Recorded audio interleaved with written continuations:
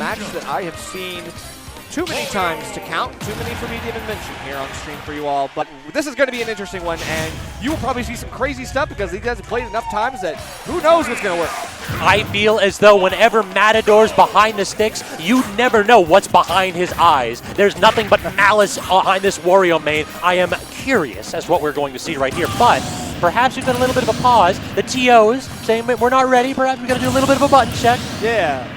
Impromptu button check. I think the buttons are checked. I think we're good. But between these two, I know that Matador typically does have the edge. But Warner has made some significant improvements. Is growing with great strides. And I have to wonder if this is the chance that Warner has to kind of beat one of his former demons, beat one of the PR players of MDBA in Matador. If there is ever a time for you to make the upset, ever a time for you to make the run, it's out of region here in the final event of a story tournament series. Lock in. You've got nothing to lose. Lay it all out on the table. We are indeed locked in. PS2 to start, a classic. I mean, this is feels like I'm back home already.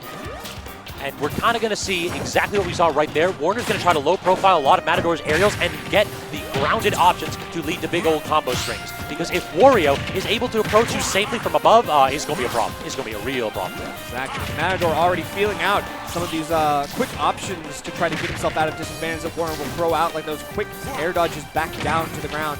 Matador ready with some of those multi-hits to punish, and we know how great Wario's air drift can be, so shifting his momentum like that can be really good at kind of rushing down Warner, but he's going to try to keep the wall up as best as he can.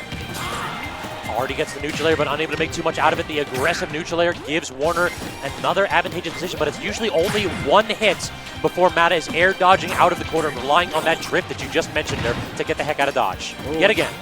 You can see, like, complete avoidance of any tech situations whatsoever. Would rather just air dodge over the platform back to center stage. Feels like Matador wants to get out of jail for free, but you've got to take some risks when you do that kind of stuff. It's not free. Great dash attack right there to sneak under Mata's obvious nair attempt. Forward air not going to connect, neither will the neutral air, and the parry dash attack. I feel like that's going to be such a huge tool in this matchup, purely because we all know that Greninjas love to use that dash attack as an approach option. Right, and the forward air is one of those things. It does have a little bit of startup. Matador is ready. Have a coast-to-coast hit, but both of them are just going to have to reset. Matador, no bike, so has to get right up to the ledge, just barely enough to get himself back. Not this time, though. 2 times in a row where Warner took Mata coast to coast, excuse me. Oh, pass through, doesn't matter. Up smash covers both sides. Oh, he big thinking. Head empty, but very strong, regardless. Tech chase situation right here. Mata going offstage to the forward air, not going to connect. Instead gets the neutral air into the Watt max damage. I'm digging that. Expend it early. What are you doing? That's crazy. Now that's exactly what I wanted to see. I said you were going to see some crazy stuff, and that's only because these guys play often. I mean, at this point, it's like you're barely a minute or so into the match. You know you're going to have another Watt. Why not get 40 free damage out of that spot? That's right. Especially when you're playing against a character that can play a little bit more patiently. Sometimes has to in situations like this one. So Matador is preparing for the long haul. Tries that up smash, but a god tier punish from Warner, but busts out again as Matador. I thought we were going to see like 3 up airs in a row. I 100% had that sold out as an up air string. Oh, wait, so he just extends off the bike just in case, but Warner just gets hit carte blanche by the cart. Now one more up air, and yet again unable to follow Wario's drift.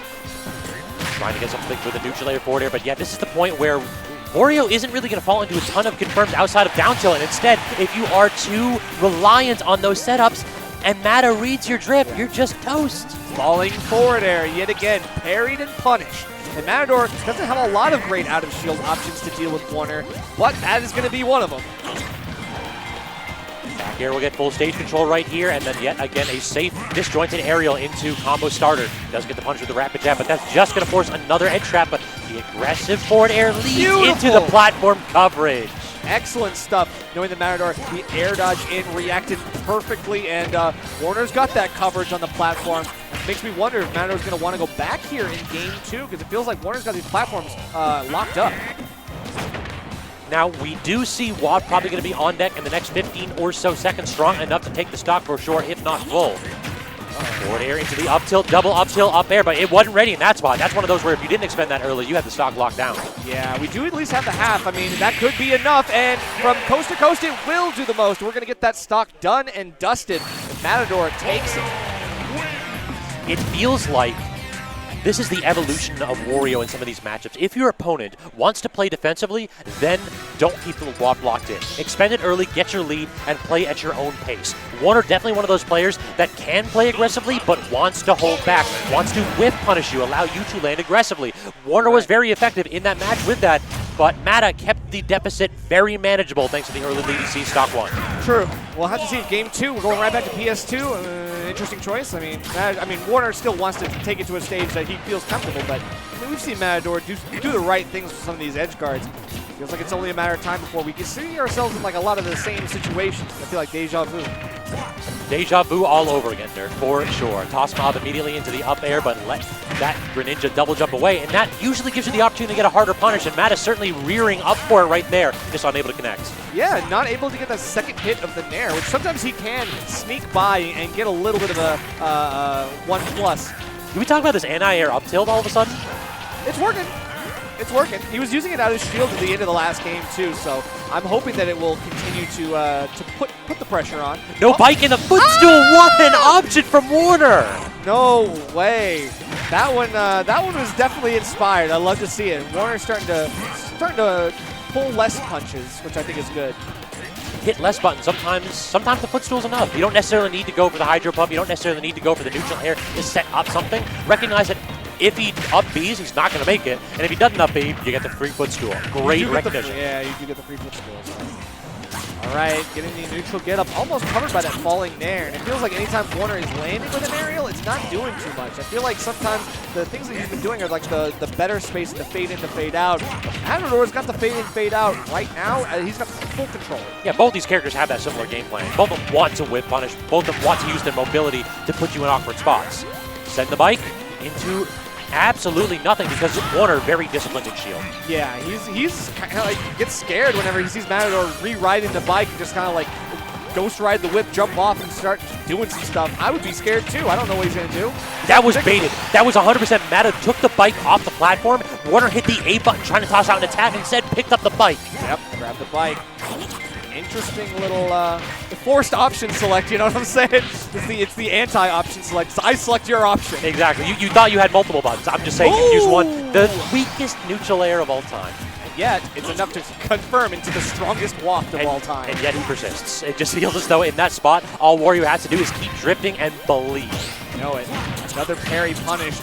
Matador is starting to get the right timings on the fair, on the bear, on all of it. And Warner, he's looking for some big Hail Marys, but even that with a very, very minimal range. Not going to be enough. The extension off the bike means that Matador bursts right through, does not care, and look at the pressure!